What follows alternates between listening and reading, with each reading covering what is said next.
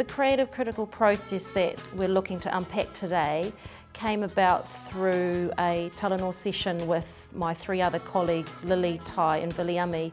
And in that space we were sharing with Lorraine Tuffa how we, as not only art educators but also artists in our own right, we do certain things that are really important not only as teachers but as artists. So we're really interested in the layering of Indigenous knowledge being a very shared project. It's not a teacher standing up in front and being the voice of all knowledge. We really see our students as bringing just equally to the conversation. So it's really important for us that we build a base of co-inquirers as we initiate the conversations, initiate the project, that their voices come very quickly into the conversation. We are not front-loading really heavily, we're starting to just allow them to share personal experiences from the word go, meaning for most of the time as teachers and facilitators, we actually have to be incredibly good listeners and hearing what the kids are saying and which directions they are interpreting what we're trying to say as well.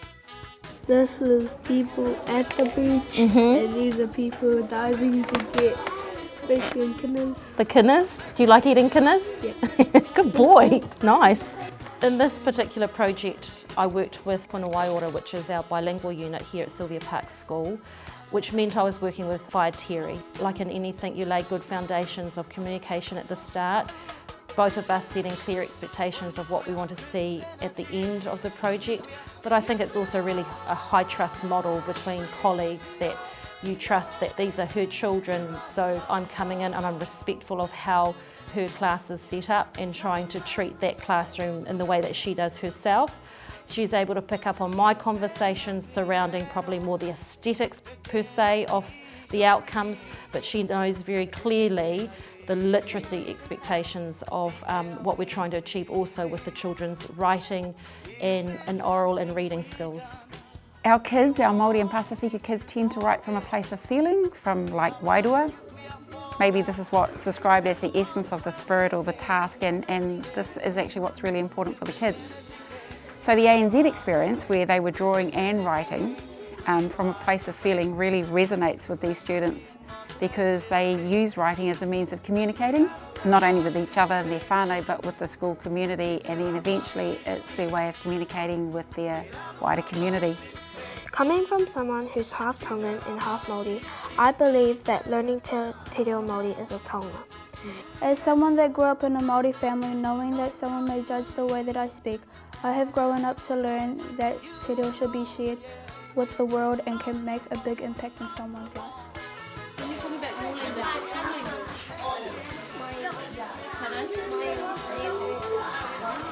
This ANZ picture which I drew is about the story of when I came here to New Zealand from America and became a little bit of a Kiwi. So right now I'm learning Māori and I'm trying my best to learn my own culture.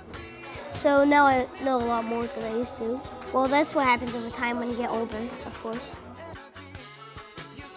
So the kids love to be heard, whether it's visually or through penmanship, they just love to be heard. And especially around things that are really important to them as people.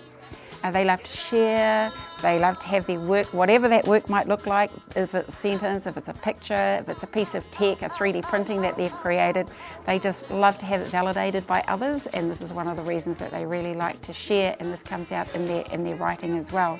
Having the relationship between art and writing is that we draw with our feelings and we write with our feelings.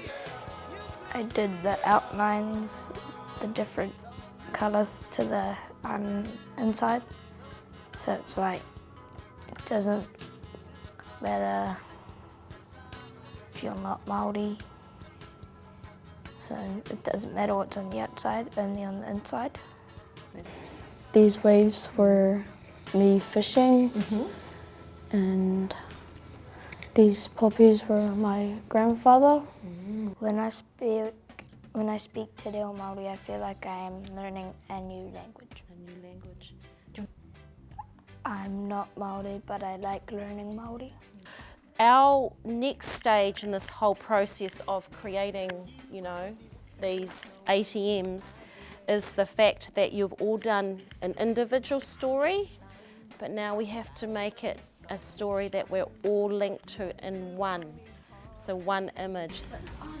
But I think it's just a matter. So a team effort for these kids is about giving their own opinion and not necessarily following the opinion of others, but everybody working together as a team. Instead of just like having one person doing it, we have all of us. So all of us have a chance to represent Te Reo Māori. Me and Jordan like to keep our ideas to ourselves, so that way in the end we explain them to each other, and so now we know the meaning of each other's writings. Fantastic. Because usually we write down the same things if we talk to each other. We could all share what we were trying to say, and if we needed help expressing what we're trying to say, we could help them. If the creative critical process is done well and done right, then what you'll see is that students are creating their own learning, and they are creating it in a way that empowers them and it empowers their voice. You inspired us to express our feelings, and you gave us confidence to help the community make a change. For our class whānau, the ANZ project was another awesome way for them to share their stories and to be heard, to express who they are on their current learning journey, and that was through art and through writing and then through oratory, because they were able to talk about that journey. I learned that I will start getting used to be seen throughout the world. Run free, boy, run free. That's what I would've said to me, young me.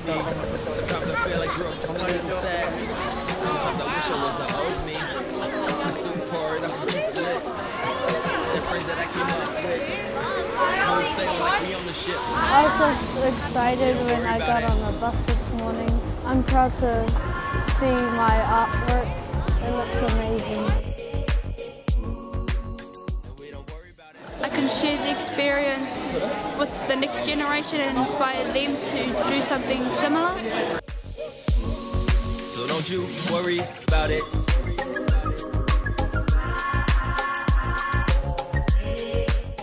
There were lots of people there, and